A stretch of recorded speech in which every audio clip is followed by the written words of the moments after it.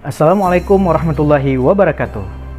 Tahukah kamu, orang terkaya ke-6 di dunia saat ini itu kayaknya karena membaca laporan keuangan. Dialah Warren Buffett, salah satu role model terbaik investasi saat ini di dunia. Beliau sangat jeli melihat perusahaan yang bagus dan prospeknya cerah di masa depan. Terbukti, hampir semua perusahaan yang beliau invest itu jadi perusahaan top di dunia. Kamu juga perlu mampu membaca laporan keuangan. Karena selain membantu kamu dalam berinvestasi, saham misalnya, atau membantu kamu untuk membuat bisnis sendiri, atau bahkan untuk karyawan, bisa jadi juga suatu saat kamu dipromosikan menjadi top level manajemen di perusahaan kamu.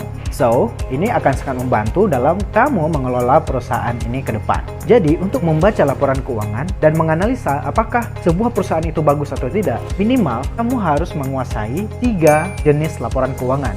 Yang pertama itu income statement, atau yang sering disebut dengan laba rugi atau profit and loss. Yang kedua, balance sheet atau neraca. Yang ketiga adalah cash flow. Nah, kita akan membahas ketiga ini secara lebih mendetail. Nah, untuk mempermudah, kita akan menggunakan analogi di mana kita akan membuat bisnis kedai kopi. Simak lanjutannya.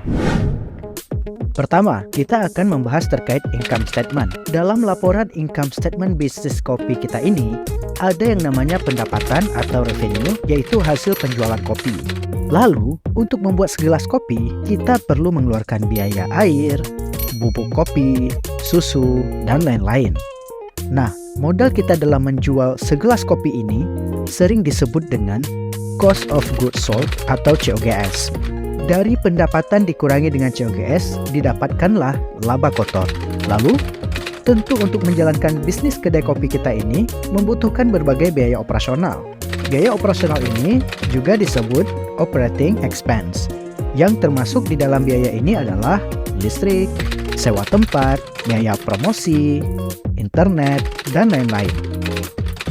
Nah, laba kotor kemudian dikurangi dengan total biaya operasional. Didapatkanlah operating profit atau laba operasi, juga disebut dengan EBITDA. Selanjutnya, ada pengeluaran untuk membayar bunga. Dan sebagai warga negara yang baik, tentu juga kita akan membayar pajak, akhirnya didapatkanlah laba bersih. Nggak kerasa ya, kita udah bahas satu laporan keuangan nih, yaitu income statement. Jenis laporan keuangan kedua adalah balance sheet atau neraca. Pada neraca ini ada 3 komponen utama ya teman-teman. Ada aset, liabilitas, dan ekuitas. Dari namanya ini kita jadi tahu bahwa neraca ini harus seimbang ya. Seimbang antara apa? Seimbang antara aset dengan beban dan juga modal. Keseimbangan neraca ini sering dituangkan dalam formula jumlah aset sama dengan total dari liabilitas ditambah dengan ekuitas. Nah, saat memulai bisnis kopi ini, kita tentu sudah punya modal nih. Ini dituangkan dalam modal disetor di bagian ekuitas. Dari modal tersebut, kemudian kita belanjakan atau kita jadikan aset gitu ya. Jadi akan ada aset lancar, yaitu seperti kas, persediaan biji kopi. Kemudian di aset tidak lancar ada mesin kopi, bangunan toko, dan seterusnya. Lalu kita juga bisa punya intangible asset, yaitu brand yang kita bangun. Sekarang kita pindah ke sebelah kanan. Kita punya berbagai beban nih untuk dicatat di liabilitas, seperti utang supplier, pajak yang belum dibayar, cicilan utang waktu beli mesin kopi misalnya, dan juga hutang-hutang lainnya. Dari operasional kita mendapatkan laba, sebagian dibagi menjadi dividen, sebagian masuk ke laba ditahan. Jadi sebelah kiri harus seimbang dengan sebelah kanan. Nah, yang terakhir kita akan mengenal cash flow atau arus kas. Sederhananya, cash flow adalah aliran uang baik yang masuk dan yang keluar. Proses cash flow ini hanya ada dari 3 kegiatan. Yang pertama operasional, investasi, dan juga pendanaan. Di bagian operasional ada uang masuk dan juga uang keluar. Contoh uang masuk dari operasional adalah penghasilan dari penjualan kopinya. Lalu kalau contoh dari pengeluaran adalah pembelian biji kopi, pengeluaran operasional, bayar pajak, dan seterusnya. Yang kedua, ada kegiatan investasi. Ini contohnya membeli mesin kopi, membeli bangunan, atau zaman sekarang sedang populer jualan kopi pakai mobil, maka membeli mobil untuk jualan kopi itu termasuk dalam aktivitas investasi. Lalu yang ketiga, ada kegiatan pendanaan seperti penambahan modal. Lalu kita dapatkan nih cash flow kita positif atau negatif. Selanjutnya, kita gabungkan dengan kondisi cash flow awal tahun yang mana ini berasal dari cash flow akhir tahun sebelumnya, maka didapatkanlah cash flow akhir tahun ini. Inilah yang disebut dengan laporan arus kas. Sudah ada gambaran ya teman-teman bagaimana konsep membaca laporan keuangan itu. Sekarang, jika kita sudah paham konsepnya, selanjutnya kita dapat terapkan dengan cara yang lebih mudah, yaitu membaca laporan keuangan menggunakan tools yang membantu kita seperti Stockbit. Menggunakan Stockbit membuat kita tidak perlu membaca laporan keuangan satu persatu. Hanya saja kita perlu paham dulu nih filosofi atau konsep membacanya secara dasar yang kami jelaskan sebelumnya. Pertama kita membuka stockbit.com, lalu login. Silahkan teman-teman membuat akun atau login buat yang sudah memiliki akun. Ada kolom search, silahkan tulis nama perusahaan yang ingin teman-teman lihat laporan keuangannya.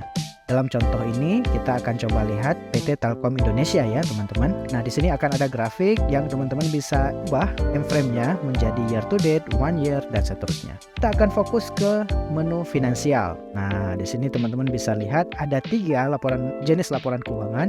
Income statement, balance sheet, dan cash flow yang bisa teman-teman akses. Di sini juga teman-teman bisa mengubah time frame-nya. Kalau annual artinya laporan tahunan. Nah, di sini teman-teman bisa lihat ya, ada total pendapatan itu artinya revenue tahun 2022, 2021 dan seterusnya. Ada beban usaha, laba usaha, beban pajak, dan juga kita bisa melihat di sini grafik pergerakan laba bersih dari tahun ke tahun, dari tahun 2010 hingga tahun 2022. Lalu teman-teman kita coba melihat ke balance sheet atau neracanya. Di sini kita bisa lihat jumlah aset yang dimiliki oleh PT Telkom. Ada aset lancarnya berapa, aset tidak lancar, lalu ada total aset, dan seterusnya. Dan juga ada fitur untuk melihat gerakan jumlah aset dari tahun ke tahun. Oke, lalu kita bergerak ke cash flow. Sama, di cash flow ini teman-teman bisa melihat ada berapa kas dan setara kas pada akhir tahun masing-masing, dan juga grafiknya. Teman-teman bisa melihat pergerakan cash flow dari PT Telkom Indonesia dari tahun ke tahun, dan juga bisa melihat kenaikan dan penurunan dari arus kas yang dimiliki oleh PT Telkom ini. Demikian video kali ini, semoga memberikan gambaran dan konsep yang lebih jelas bagi teman-teman dalam membaca laporan keuangan. Semoga sukses di masa depan untuk kita semua. Terima kasih. Assalamualaikum warahmatullahi wabarakatuh.